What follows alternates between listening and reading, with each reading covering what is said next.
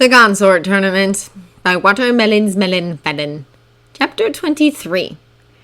Harry could honestly say that he was happy to return to his work in Diagon Alley. No more scares, no more deaths, no more sitting behind a desk panicking over whether or not he was making the correct decisions. Just he and the animals and some peace and quiet in their solitude. That was so much more appealing to him. Of course, some people thought he should go on holiday, but he wasn't so worn out that that was necessary yet. Maybe later. At some point in time when business was a lot slower, he could afford to take that sort of time off. At present, it would not be beneficial to anyone if he were to just up and depart. Not so soon after the pandemic. Sirius and Remus had finally been awoken, and despite looking like they needed to sleep for 6 weeks, they were fine. And if Harry cried and hugged them for the first time in years, then that was their business and no one else's.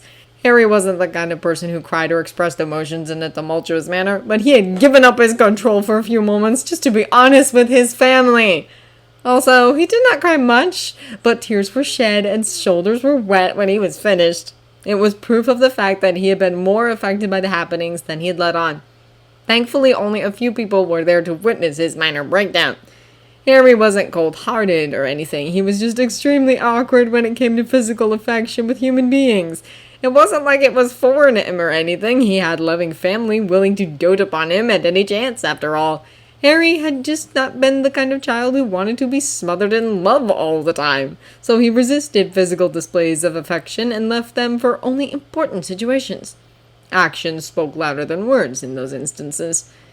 His godfather's not dying of a horrible magic-eating disease was obviously a good enough situation for him to get emotional in. He didn't regret a second of it. Also, something he'd been waiting for like 10 years had finally happened. Sirius finally realized just how important Remus was to him and finally taken that step Harry had been expecting for quite some time. During his childhood, Harry had mistakenly assumed many times that the big news he was about to be given was Sirius's proposal to Remus. And every time he was let down in one way or another. But one would think that if the idea was brought up so often by a child, then maybe they had the right idea. Maybe it held merit of some sort, and maybe they should look into just why that child would bring up the same topic over and over. The two men had sought each other out the moment Snape had administered the cure. The very moment their eyes had opened and they had seen one another. Harry had stood by, watching as their eyes slowly opened and their bodies softened. Skin turning from that disgusting shade of gray to a more human coloring. Remus's head had turned first until he was staring at Sirius like the other could seal the moon with his bare hands. As for Sirius, he'd actually reached out for Remus first, and Remus met him halfway, linking fingers with him. The two shared eye contact for several moments like that. After that, Snape simply pushed their beds together so they wouldn't be reaching across the empty 3 feet to touch one another. Many things could be said about Severus Snape. He was cold, a bit of a jerk, and he definitely hated the Marauders with everything in him. But at the same time, he could be compassionate, kind, and lenient in his own ways. So while Moony and Padfoot had been shocked at the action, Harry wasn't in the least. He was one of those few who understood Snape in a way that seemed difficult for others. The man he'd come to know was capable of much. People just needed to give him a chance. They needed to open their eyes and see him for who he really was, instead of letting their assumptions guide them. And to top it off, when Sirius asked for Moony's hand, Snape did not ruin the moment with some sort of sarcastic remark, proving that he could definitely be mature, even in situations he despised. That was something for Harry to look up to. And the proposal itself set some very high expectations in Harry's mind. Draco Malfoy had awakened to Hermione Granger sitting at his bedside, and their reunion was nothing like Sirius's and Remus's was. It was a silent communication between them, eyes flashing every few seconds as they looked nowhere else but at one another. Their hands had been connected the entire time, and Harry felt as if he were missing something vital between them. Obviously, the relationship had advanced beyond what he had formerly envisioned. Rigel's father was also awake again, and Bellatrix was ecstatic. It also meant that Rigel would soon be allowed to return to Hogwarts along with the rest of the Dark Alliance student body. Thankfully, McGonagall had made sure to keep everyone up with their schoolwork in sending it home, so students would not be behind in any class they may have. Things were looking up.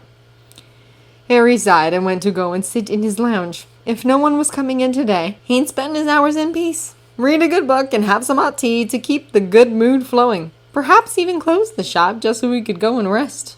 The ward wiggled a bit against his magic, alerting him that someone had just walked into the shop. Harry did a quick 180, knowing that he wasn't going to be making tea anytime soon, apparently. Just when he had finally decided to stop waiting, too. Or maybe not, because it was Voldemort who had walked in with Nagini wrapped around his body. The man was glamored as usual and looked ridiculous with a great snake wrapped around his form so tightly. Nagini seemed in no way affected by the displeasure her master was practically buzzing with. The serpent merely raised the end of her tail and gave an excited wave. "Hi, Harry.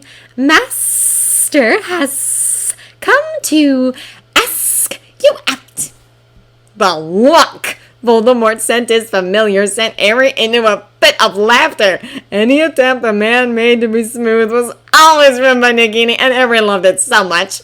He'd come in probably with the intent to be suave and seductive and ask Harry out for lunch, and then in comes darling Nagini completely ruling whatever plan he had before he could even begin the first phase. Harry placed an elbow on the counter and rested his chin on his hand once his laughter subsided. He eyed the Dark Lord with interest and smiled calmly. "So what did you want, my dearest Twatwaffle?" There was a moment of silence before the man sighed and asked, "I had hoped to ask if you'd like to accompany me for lunch." Harry's brow rose in silent astonishment. A lunch date, of all things, with the Dark Lord. But Voldemort looked serious. The man honestly was trying, and it would be shameful if Harry did not try to meet him halfway. Besides, both of them were completely new to these kinds of things, and Harry was comforted by the fact that Voldemort was just as lost at what to do as Harry was. It made him feel more normal that way, and it made the Lord seem more human, more reachable, as if he wasn't some immortal god beyond his grasp. Harry had grown up thinking of Voldemort in a particular way, and the past year and a half had done exceedingly well in proving him mostly incorrect. Voldemort was not infallible. It was a harsh lesson, but it was a lesson learned. Or, instead of going out and having to remain genial among the adoring public, we can order takeaway and eat here. I have a kitchen. Harry responded, gesturing behind him to the open doorway. Also, he just really didn't like being around people if he didn't have to be. Voldemort sent him a confused look and Harry flushed. "You wouldn't have to wear the glamour here, either." The other man's grin became devilish, twisting his glamored face into a look that Harry was sure would make normal folks quiver for reasons far beyond fear. Harry wasn't normal, though, and while the Dark Lord's glamour was attractive in the aesthetic sense, and he could very well appreciate beauty from a particular standpoint, Voldemort's true form was sexy as all get out, and Harry liked looking. No one could blame him nor his body for liking Voldemort's true appearance. It was just the way he was mentally wired. "Mr. Potter, I do believe that you are becoming quite the rake." Harry started. "If I'm a rake, then you're a rogue." Voldemort was given pause as he actually considered Harry's comments. "I think I'd be more of a rascal. I am pretty honest to a fault, and I do have principles. Just not the kind people usually consider to be important." That was very true. "Fine, you rascal." They shared a smirk, and Harry took a moment to stretch his arms out a few times, feeling a few things pop into place. It was good. A jog out to London would do him some good. Now, what kind of food are you partial to? As we're near the heart of London, we have a plethora of restaurants to choose from, and I'm actually not feeling up to cooking something right now. It'll be something good, though. I know all the best places. Anything that will set my tongue aflame. I would like to try something different for once. Thai coming up. There was a Thai restaurant out in London near the Leaky Cauldron. He tended to get food there a lot because they had some of the best pinkwot foods he could get his hands on. And now he get to share the little slice of heaven with Voldemort. You'll love it, he promised. What exactly is this called, and where can I get more? Voldemort asked, holding up a piece of prawn and eyeing it curiously. Harry could see his forked tongue just slightly through his parted lips and had to bite his own tongue hard in order to keep himself under control. The Runespoor would never let him live it down if they found out. Harry smiled innocently through the minor pain and told the other wizard, "It's a soup called Tom Yum." The man's glare at him laughing again. It was rare that Harry managed to execute such a perfect pun, and damn it all, he was proud of it! Also, Voldemort actually understood, which made it all the better. How many times had he been funny and no one had been capable of appreciating his effort? It was nice to know that someone could at least understand the way his mind works, even if they didn't necessarily think it to be humorous. "I've never had Thai before," Voldemort admitted a while later, setting his fork down. "I have sampled Cambodian cuisine on the rare occasion, but it never occurred to me to try other foods beyond what the house elves prepare. It isn't like there is a need for me to go and try new foods. I have more important things to do than to worry over what my next meal is going to be made of." "That's boring," said Harry blandly. At Voldemort's pointed look, Harry clarified, "No progression, nothing new. You just keep doing the same thing over and over and nothing ever changes. I bet the tournament was the first interesting thing to happen to you in years, aside from an almost war that held next to no real danger for you, and no adventure because you decided you wanted as little deaths as possible." Voldemort didn't need to say anything because Harry knew that he was right. Almost 2 decades of no fighting, no war, and no battles to fight in. No name's pandemic had been the most dramatic thing to happen in magical Britain for a long time. Except for the Dark Lord Lars Estruc, who tried to take over Hogwarts back in the 90s, though he was no match for Voldemort. But other than that, everything was probably boring. You stagnate really quickly because being the best at everything loses its appeal after a while. No one is even near your power level at present, and it could be years before someone comes along who can actually give you a challenge. Living forever is going to be really boring for you, because eventually you'll fall into a pattern where the world changes around you, and you'll find nothing new despite how obvious it'll be. You go through the motions and just waste away while doing so. They continued to eat in silence. Nagini was resting by the hearth. It was almost quiet enough for Harry to hear his own heartbeat.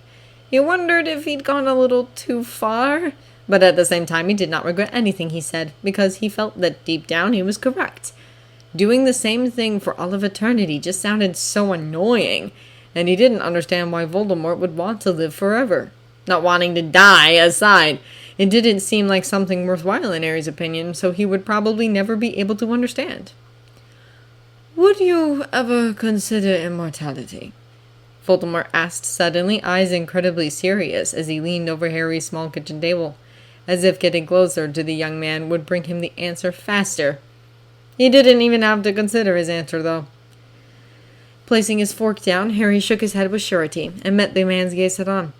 "No, I'm not particularly scared of dying, so I do not see the appeal in living forever. I can see that it would be boring. Just look at the Flamels. They are almost 700 and have begun discussing plans to stop using the Philosopher's Stone. They are weary and old now. They've seen it all. The world has lost their interest and can no longer keep it. I wouldn't want to be a 700-year-old wizard who was going nowhere. Learning isn't exactly something I consider to be fun, so I would never choose to live forever simply because I want to become all-knowing or all-powerful. And as my friends and family will die eventually, it'd be really boring just going through a cycle of getting new friends every 50 years or so, and then having to let them go over and over." He shook his head, hating the very thought of having to stay in the same place for eternity, unable to move on or grow in any manner. "And what about children?" he asked rhetorically. "The thought of a parent having to bury their child is terrible. I would like to have at least one child in my life, and I don't want to go through the pain of losing them and having to bury them." Sure, anything can happen, but if he were to be immortal, he would no doubt have to watch such a thing, and he didn't want to. Voldemort's move was pensive from then on, and Harry wondered why the man cared at all about Harry's opinion on the situation. Perhaps Nagini could tell him later. It was easy to get information out of her if he provided her with her favorite food and offered a good rubbing in exchange for some information. And he'd make sure to do it when Voldemort was nowhere to be seen, of course. "Oh, wonderful! The smelly two-legger is back to normal. Life was better with you gone." Both Voldemort and Harry turned to face the being that had spoken Parseltongue. And as neither of them had spoken, and Nagini was sleeping in front of the fire, he knew who it was. The Runespoor, who was slithering out to the doorway on the far side of the room. Voldemort sent Harry an unimpressed look. "Why on Merlin's ancient grave is that thing in your house?" "Because I very well couldn't leave them at Hogwarts when they'd probably eat some of the other creatures or animals out of pure boredom," Harry insisted, jaw-jutting out of defiance. "Besides, they were more safe being with me than being locked in a barn like all the others. And as I'm the only one who can actually feed them and understand their desires, it just worked out better this way." Of course, it was too much to hope that the serpent would just go about their merry business, or possibly go and bother Nagini. Instead, the Runespoor slithered on over and latched onto Harry's leg, using him as a means to get up onto the table. He almost winced at the look Voldemort was sending the creature, and had to remind himself that the creature could defend itself just fine without him. And if Voldemort tried something and lost, it was his own fault. The Severus had lifted, and its tongue flickered out a few times. "You scent less of arousal now, and more of death. It's much more preferable." Harry actually winced that time when he saw the slits of Voldemort's nostrils flare. Not much, but it was still noticeable enough to show that the man was irritated. Of course, the Dark Lord would be very touchy about the whole situation, seeing as he had a fear of death and didn't like to be reminded of almost dying and being unaware of it. And having the Runespoor, which he didn't even like, saying something snarky about it, made it even worse. Where was the vaunted cunning that serpents were supposed to be known for? Why did the Runespoor feel the need to aggravate Voldemort so much? "And you are hideous," the Severus head went on to say, head tilted upward imperiously.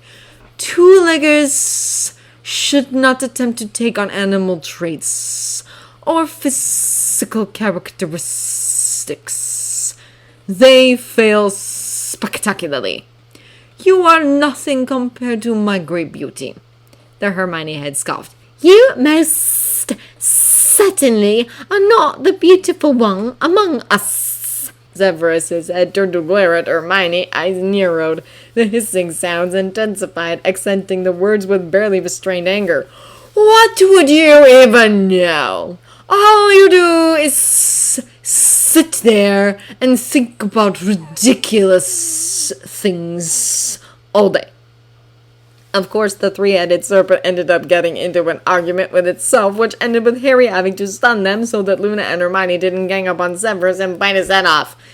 That was the price of watching after a Runespoor. It was keeping them complacent and making sure one of the heads wasn't killed in the process.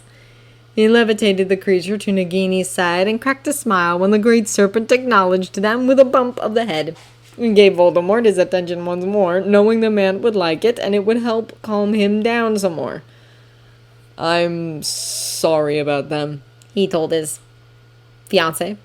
"Don't take anything Severus said to heart.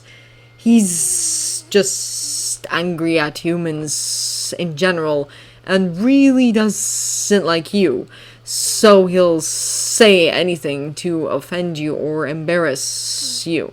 He is wrong and honestly wouldn't understand you well enough to be able to say anything correct about you." Voldemort merely scoffed. "Not as wrong as you may think." The self-depreciation in his tone was so unnerving considering whom he was dining with, and it also annoyed Harry to no bloody end. Had he not made himself and his interests abundantly clear many times over, had the man not teased him over his interest merely an hour ago, how did he forget so quickly? Reaching across the table and taking a very big leap of faith that he hoped didn't come back to bite him in the arse, he cuffed the Dark Lord upside his big bald head, earning himself a gaping look of shock for his efforts. "You are making things more awkward than they need to be. You know that I like you, and that I don't give a bleeding damn about your appearance. And apparently, as it has yet to sink in for you, I find your sneaky form sexually appealing.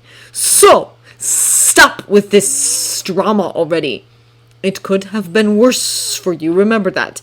And if it bothers you so much what other people think, remember that the person you decided you wanted to marry likes it, and only their opinion should matter in the end. Voldemort's thin and naturally pallid face colored a light shade of lavender. His form of blushing, Harry had come to realize. Seeing the man acting so demure was odd, but it also made Harry grin. He didn't care how long it took, but he was going to get Voldemort used to the fact that Harry much preferred his original form, even if he had to make terrible come-ons to do it. And as they grew closer, it would be less awkward to do so over time, all for the sake of a possible romance, and being able to get Voldemort to blush every now and then. There was a certain high that came from it, and Harry intended to elicit such responses as often as possible. He could be relentless, too. How have you been holding up, Harry? The weekly dinners, which hadn't been followed through in over a month thanks to half the family being nearly fatally ill, had started up once more. Harry found himself seated in his usual chair in his parents' kitchen, his mother having insisted that since he'd been such a big help in the finding of a cure, he didn't need to help. It didn't make any sense to him, seeing that she had also been working nonstop to help, so why did she have to do the cooking? Remus could cook, though technically he was still lightheaded most of the time, so it was probably best for him not to use magic or anything that could be turned into a weapon or used to hurt oneself. But the idea was very much the same. Lily was not the only person who could cook. Sirius had asked Harry the very question that had him so very confused on what to say. He'd had to go against all of his plans and accept Voldemort's consort ring. He nearly lost his family. He lost his beloved Kneazle that had been almost as old as he. He very nearly lost Voldemort. Animals and people had died. The past 2 months were practically hell, and he honestly hated almost every moment. And forgetting all of it was out of the question simply because certain things had transpired that needed to be remembered. Some memories he wouldn't wish to forget. Some, like those spent talking to Tom or Nagini or visiting the Chamber of Secrets, or finally getting the announcement of the cure, had been great. And watching Voldemort awaken from spending so long in a coma had been such a relieving feeling. But the darkness kind of overshadowed those rare moments of joy. So no, he wasn't really doing well. But he wouldn't complain or anything. It could have been a lot worse, and as he had worked his arse off to keep things running smoothly, he would just be grateful that things were relatively normal again. Fun, he answered instead, not wanting to plague anyone with unnecessary worries. He did not miss the look his mother sent his way, but he merely raised his glass to take a long drink of gilly water in any attempt to ignore the knowledge in the eyes she'd passed on to him. He didn't feel like confronting those emotions at the bloody dinner table. "Your consort Slytherin," Remus said casually, pausing in his cutting of his chicken in order to send Harry a look of mild disinterest. "I suppose we should be congratulating you now." There was an odd feeling in his gut when his godfather said such a thing. He'd practically already taken the Dark Lord's family name, and now that his position was pretty much spread across magical Britain, everyone would know, and they would start referring to him as such. And then he would get even more attention than normal, which was so annoying. The stalking from the tournament had been bad, but now he could only imagine what would happen, what people would have to say, and what other annoying reporters or journalists would try to shadow his every movement. Cameras in his face whenever the opportunity presented itself. The outside world would in no way be safe once people made up their minds. Oh well, it gave him even more of an excuse to avoid people. Less drama for him and less anxiety attacks while in public. None of that sudden drop of energy where his intolerance peaked too fast for him to keep up with. After his and Voldemort's date the other day, he learned just how protective and obsessed the Dark Lord could be. No one could say that Voldemort was not invested in keeping whatever he valued safe. The man went over and above the call of duty for a suitor or potential spouse, at least in Harry's opinion, not that he was well versed in these areas or anything. He'd been given a ring, a very old ring that held a lot of history, and set into the ring was a stone as black as death that looked very strange and felt freezing to the touch. A small symbol was etched into the stone, a circle inside a triangle, and a perpendicular line bisecting the two. A very odd symbol that he'd recognized from his studies on Grindelwald, though no one seemed to know what it meant. Voldemort gave him a very basic rundown of the ring itself. It was formerly a possession of Cadmus Peverell, the ancestor linking both he and Voldemort's lines through his younger brother Ignotus, and had been passed down in the Gaunt family for years. Cadmus Peverell married a Rowena Gaunt, and settled down in England with her. Said woman was the daughter of Slytherin's only daughter. Both had been middle-aged when they met, and sired twin sons only. She died of dragonpox, and it sent the man into depression, in which he killed himself to join her. The ring was a Horcrux as well, and had an unholy amount of protections on it, much like the diary and Nagini both did, and could only be destroyed by basilisk venom. If it sensed hostile intentions towards its bearer, it would react one way or another. Voldemort had him promise to not remove it unless absolutely necessary. If he focused magic into it, it would alert Voldemort to there being a problem, and the man would appear somehow, even if he had to force his way through powerful wards to do so. Needless to say, Harry was very much protected as present, so there was no need to worry about being in danger from external assault of any sort. If someone decided they would try something with him because he was now Consort Slytherin, he wasn't all too worried over what might happen to him. The fate of his assaulter, however, was another story. But just because it wasn't particularly affected by the idea didn't mean he wanted people to bother him. His life was his own personal business, and the truth of the world was that fame was a fickle friend, and while he might be well known at present, people always had those moments where they showed their true colors. He witnessed enough of such too many times in his life. He didn't want to be hounded and badgered by people. He didn't want to deal with invasions of privacy. Already that week he gotten 3 people coming into his shop not looking for help, but trying to get answers out of him about his situation with the Dark Lord. And each time it happened, he could only think of Bellatrix and wonder if it was terrible for him to think about asking her for help in dealing with the mounting drama. Or maybe Hermione, since she had been taking such deep lessons from the Dark Witch. He shrugged. A minor change in status does not change my decision to make him work for it. We had a long talk, and he now understands what I'm looking for. Of course, him falling ill has put a strain on things and lengthened the time for wooing considerably. But he's already trying, even though I'm sure he doesn't fully understand even the concepts of love or romance. Not that I really understand all too much either. James made a face which Harry could definitely understand well enough, thinking of the man you were raised to view as the devil in human skin, doing romantic things, had to be gross. Harry did not concur with the thought of Voldemort being gross in any way, but he could at least see where his family was coming from. He couldn't begrudge them their feelings.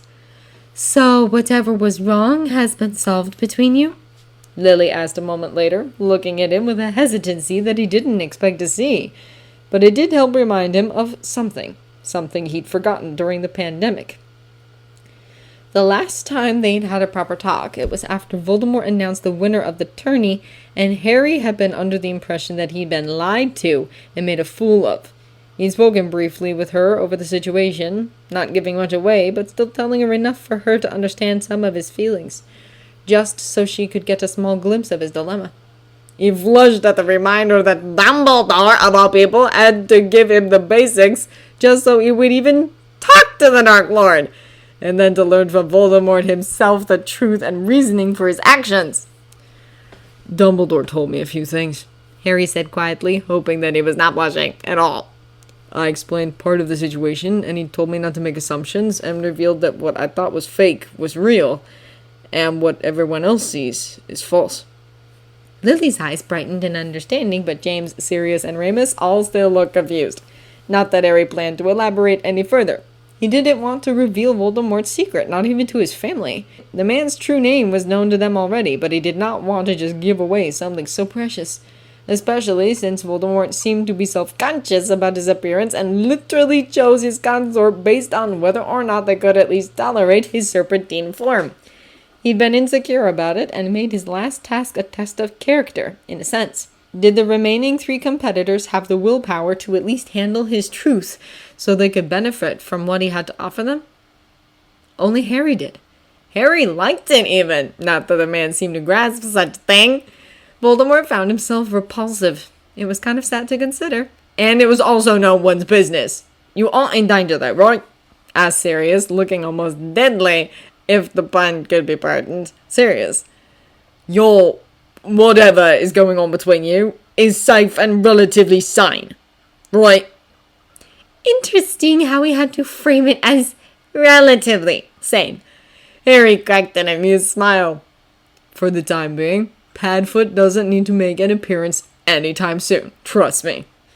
The dinner proceeded normally, and no mention of Voldemort or his knights came up again.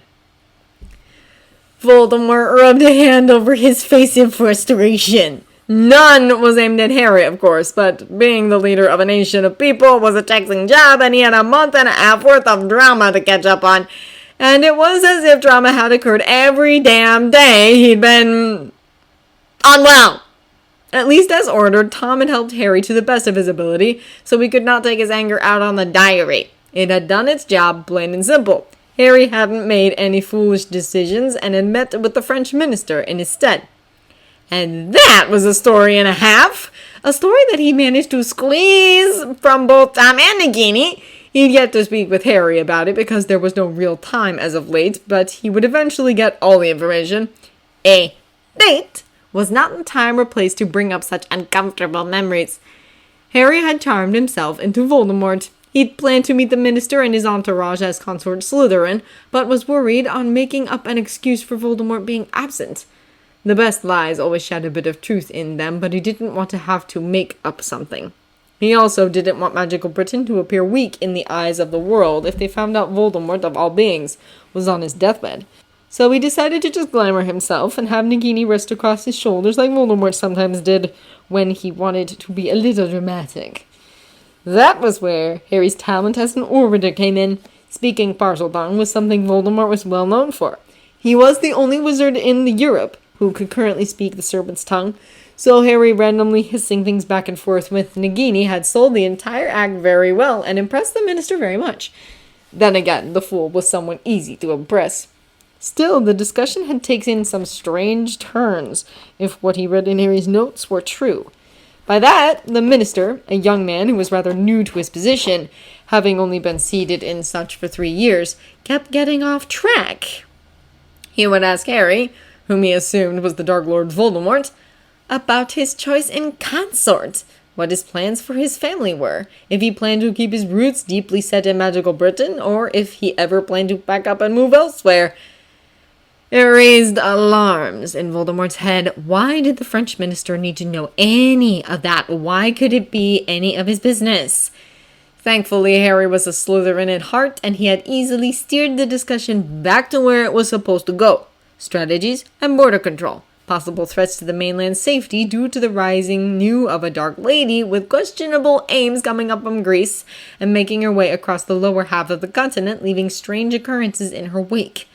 Possibility of an alliance, should she decide to start something. He would have to personally look into the situation and make sure that she could in no way enter his territory. The French seemed to be 100% against her, and even the International Confederation of Wizards seemed to find her troublesome and demanded to be notified if anyone saw her. They wanted to keep track of her movements at all times, whenever possible. So much to catch up on. He sometimes abhorred his job. Why did he decide that it was a good thing to become a Dark Lord? Master, the meat in the dungeon is squirming and wailing. May I eat him? Asked Nagini, using her most whiny tone to try to persuade him to give in. That was why. Time to relieve some stress and then let Nagini have her fun.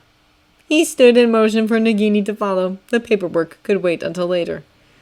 The Ministry Bowl again? Hermione groaned, remembering the last one very well and glowering at the wall.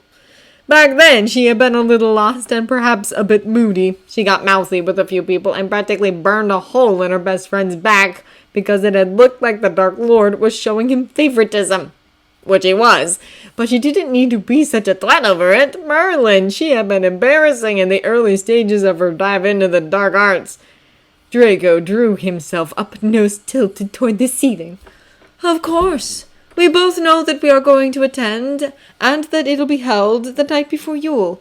I figured it would be a good time for us to spend together before we are inevitably swept away by our individual family plans.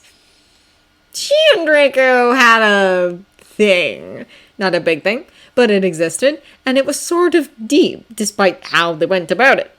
She didn't understand it. She enjoyed his company, found him to be a decent bloke, if truth be told. It was funny, and like she, had been trained by Bellatrix Lestrange, so he could understand her a bit. He could predict her to an extent, and just knew what she'd ask before she even asked. Though his training wasn't as excessive as Hermione's, because Hermione was Bella's protégé. Still, he knew his dark arts very well, and knew how to talk to someone. He was knowledgeable in ways she wasn't, and if asked correctly, would help if it was necessary. The Malfoy heir paid more attention to her than any other girl at Hogwarts, even if it consisted of only small greetings here and there, or a nod. He didn't even do so for the fellow Slytherins in his own year. She had foolishly assumed it was a sort of competitive acknowledgement. They were both top students of their houses and in the same year. It only made sense that he would view her as competition. Never once had someone shown an interest in Hermione, yet there Draco Malfoy was, doing just what she had never expected of anyone. How odd. Whatever they had wasn't like normal romantic relationships, because there was mostly a lot of silence between them and intense staring. Maybe some hand-holding. Neither felt the need to touch more beyond that, but still enjoy one another's company. It felt good. It was hard to describe. They liked one another enough to spend nights together simply discussing anything. Went out a few times or ate in at her flat. Draco could cook, she had learned. Hermione couldn't cook. It was an interesting piece of information. He didn't pressure her for sex. She felt no need to even think about it in any capacity most of the time. Still no desire to try anything beyond what they already had going on. And it was nice. They worked well together. She didn't know how far it would go, but she was contented for the time being. I will be glad to go to the ball with you, Draco. The young man's triumphant grin was enough for her to see that he had been a little worried about her response. Draco Malfoy was scared of being refused by Hermione Granger. What a strange happenstance. Is it truly safe to venture outside once again? Luxra asked the moment Harry had opened the door to the barn. Snape had finally given the okay for all the animals and creatures to be released back into their habitats around Hogwarts, so it was a big day for the creatures who had been trapped inside and in fear for so many weeks. The day of freedom had finally come upon them, and many seemed to be itching to get out and properly stretch their legs once more. Harry gave a sharp nod. You are all safe now. Things will not be returning to what they were, because we now have a considerable amount of the cure on hand, and should something happen, it'll be taken care of immediately. The herd, which had lingered to listen to his words, turned and took wing, heading for the dark forest immediately. Their black bodies blocked out the sun for a few moments until they were gone. Only Nox stayed behind, rubbing against his side and nudging his head with her beak. I missed you, she confessed. None of the other foal are fun to play with, and they are all too focused on becoming better, so they might become head of the herd one day. I do not wish to do the same. I want to have fun with my friends. That's hierarchy was so confusing at times. I miss you as well.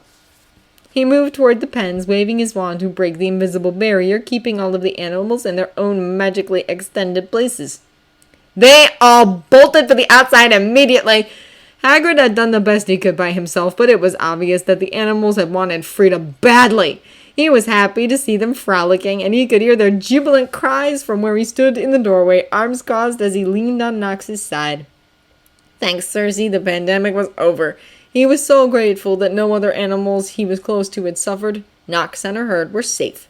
The Runespoor had come home with him and now lived comfortably in his bed when he wasn't there. Nagini's protections had kept her unaffected by anything that had happened.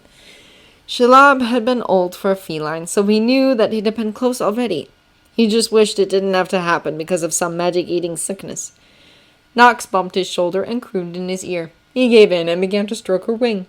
There was no need to dwell on sad things. Reginald, Umbridge, and Fletcher would get theirs once the holidays were finished and the punishments the populace had chosen were configured. life would go back to normal, and he and Voldemort could get back to their courtship, uninhibited by any other drama. Severus stared out at the hall full of students and nodded his head. It was good to see the students back in their classes. He was relieved to see that there weren't large gaps at the tables and that the students overall seemed well. However, there were a few empty spaces that he could see the Gryffindors and the Slytherins attempting to cover up by not sitting as closely as usual. If he had been faster in creating a cure, those spaces wouldn't exist at all. A low sigh through a constricted throat filled the air. It is a consolation to welcome back the students who had to take a leave of absence and see that you are all well. And while we will indeed celebrate everyone's expeditious convalescence, let us take a moment of silence for those among our community who were not fortunate enough to return. Every head bowed immediately, and Severus tried not to let Minerva's hand that rested upon his shoulder bother him so much. He needed some brandy.